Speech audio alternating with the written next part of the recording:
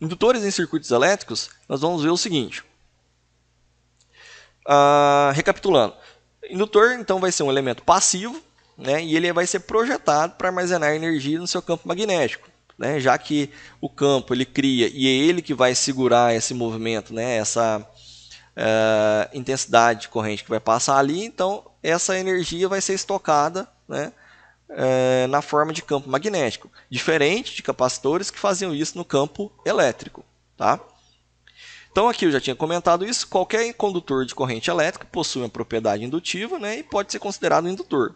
Tá? Então basta ser um fiozinho passando corrente, ele já pode ser considerado como um indutor. Né? E propriamente dizendo que é um indutor, é qualquer fio enrolado numa forma de bobina. Beleza? E aqui uma nota importante. Se você passa corrente no indutor, a gente constata que a variação de tensão nele é diretamente proporcional à taxa da variação de corrente. Mas aqui, mas você tinha falado outra coisa, você tinha falado que a tensão nele varia com o fluxo. Então vamos lá. Eu falei para vocês, né, pela lei de Faraday, que a tensão no indutor, né, é diretamente proporcional ao número de espiras e à variação do fluxo. Okay? Eu posso destrinchar essa variação do fluxo como uma variação de corrente. Por quê? A corrente é a que produz o fluxo.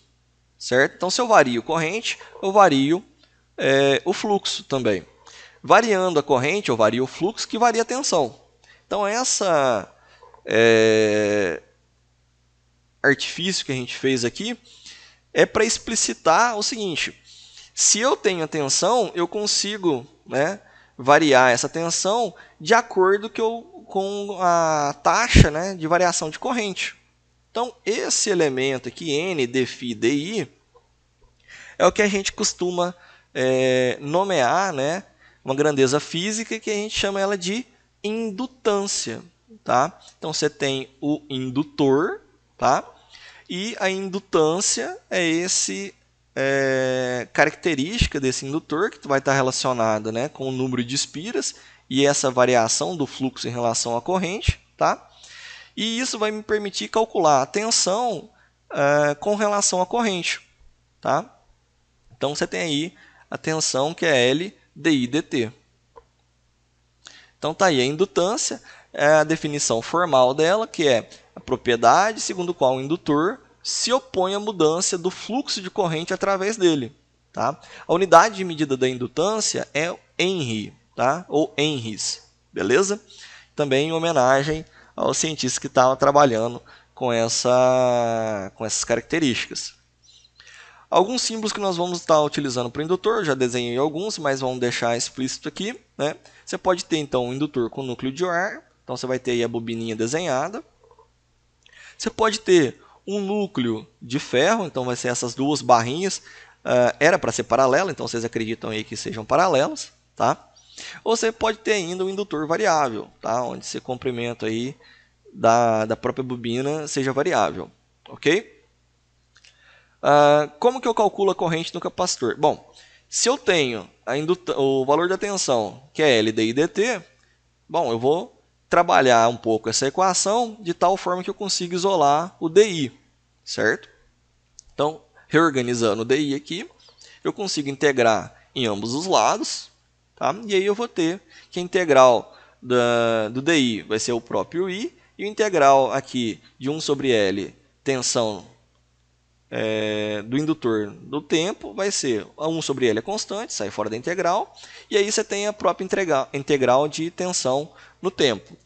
Da mesma forma como nós fizemos no capacitor, esse menos infinito aqui vem para poder representar a questão de um tempo anterior, né, de tal forma que esse indutor esteja descarregado, sem nada armazenado no seu campo magnético. Tá? Esse tempo, né, pode ser um tempo aí tão grande quanto se queira. Então, isso aí vai ser o seguinte: pode ser 1 segundo, pode ser 2 segundos, vai depender do tamanho do indutor. Tá? Se você não quiser usar o menos infinito, a gente pode trocar esses limites da integração, né, e usar um tempo inicial bem definido e um tempo final definido. Tá? E aí, nesse caso, né, se você tem o tempo inicial, tem que aparecer a constante de integração, que no nosso caso vai ser a corrente inicial que estava passando no indutor no momento que a gente começou a nossa análise para fazer essa continha. Ok? Então agora a gente já sabe calcular tensão e corrente no indutor, e já que a gente já sabe, eu vou fazer um resuminho, né, colocando os nossos 3 elementos passivos. Então agora eu tenho tensão e corrente para o resistor, tenho aí tensão e corrente para o capacitor, e eu tenho aí então também tensão e corrente para o indutor. Observar que é trocado, né, o elemento que está com a derivada no capacitor é a corrente e no indutor é a tensão. Tá? Então está aqui, a corrente no indutor é C dV/dt. A tensão no indutor é L dI/dt. Beleza? A integral aqui tem a mesma coisa. Tensão é a integral da corrente e no caso do indutor, a corrente é a integral da tensão. Ok? Guardem isso aí. Essas equaçõezinhas é importante vocês terem notado que a gente vai usar elas o tempo todo. Então pega, anota no cantinho do caderno, deixa isso sempre de fácil acesso para vocês não ficarem, não esquecerem disso. Ok? Da mesma forma que a gente fez no capacitor, vamos calcular potência e energia no indutor. Muito semelhante. Então tem lá, potência continua sendo tensão vezes corrente. Né? Vou substituir a tensão por L dI/dt. E aí eu consigo calcular minha potência instantânea, que vai ser dada em watts. Se eu quero energia, bom, energia é integral da potência. Então, vou fazer a integral da potência. Tá? Trocando os limites da integral, eu consigo deixar então, a indutância em função da integral da corrente. Né? E aí eu tenho meio de L que multiplica I ao quadrado menos I. Aqui faltou novamente um quadrado. Deixa eu colocar esse quadrado aqui.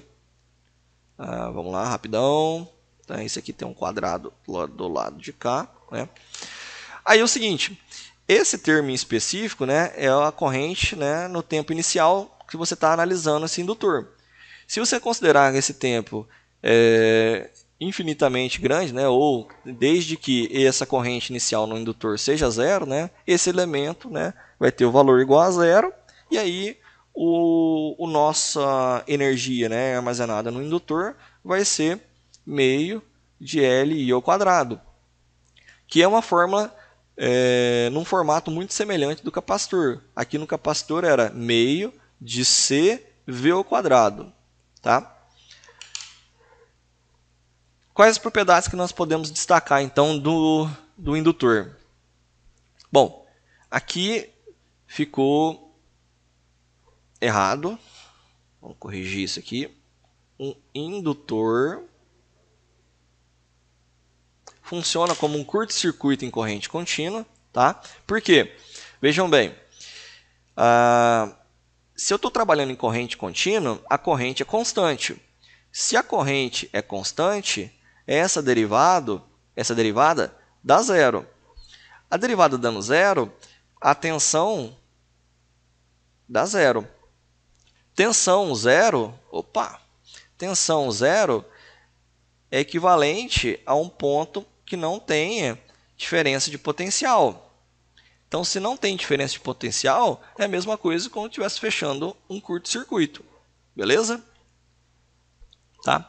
A corrente no indutor não pode variar bruscamente. Né? Isso devido a essa ação e reação, essa inércia magnética que nós comentamos no vídeo anterior. Então, esse comportamento de corrente, onde você sai do instante t igual a zero aqui, vai aumentando e depois você decresce, isso aqui é possível de acontecer no indutor. Variações bruscas, né, igual a esse outro gráfico aqui, não é possível de acontecer. Tá?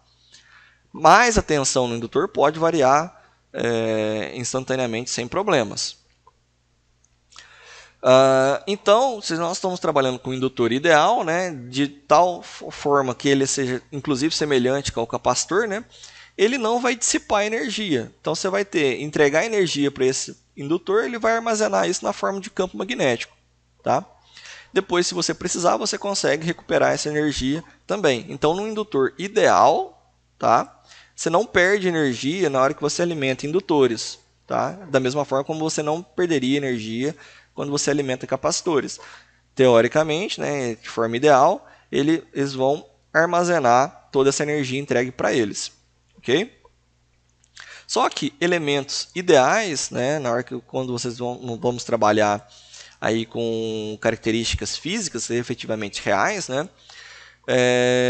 não existe, certo? Então você vai ter, na verdade, ele armazenando uma boa quantidade dessa energia, mas como ele é um elemento feito de cobre, ele tem a sua resistividade intrínseca do elemento cobre, né?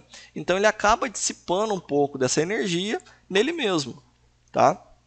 Então ele é um elemento que consegue armazenar, mas mesmo assim esse armazenamento não é ideal, ok? Mas na maioria dos casos você pode ignorar isso aí, porque a resistência do cobre é muito baixa, ok? Como você coloca uma espira do lado da outra, você vai ter um material separado por ar ou qualquer outro meio isolante para você não ter contato com uma espira com a outra. Isso acaba formando um pequeno capacitor. Então é uma capacitância parasita que a gente chama. Essa capacitância, tá? Ela pode ser desprezada na maior parte das aplicações, exceto quando você está trabalhando com altas frequências, tá? E aí, com altas frequências, vocês vão estar trabalhando provavelmente lá em comunicações, né, em eletrônica, alguns chaveamentos de frequências bem altas. Aí esse efeito passa a ser mais proeminente e aí deve ser considerado, certo?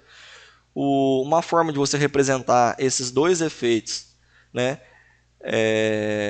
num elemento indutivo, num elemento indutor, seria acrescentar um resistorzinho em série, né, e esse capacitor em paralelo aí para você considerar esse efeito real, né, que acontece nos indutores, tá?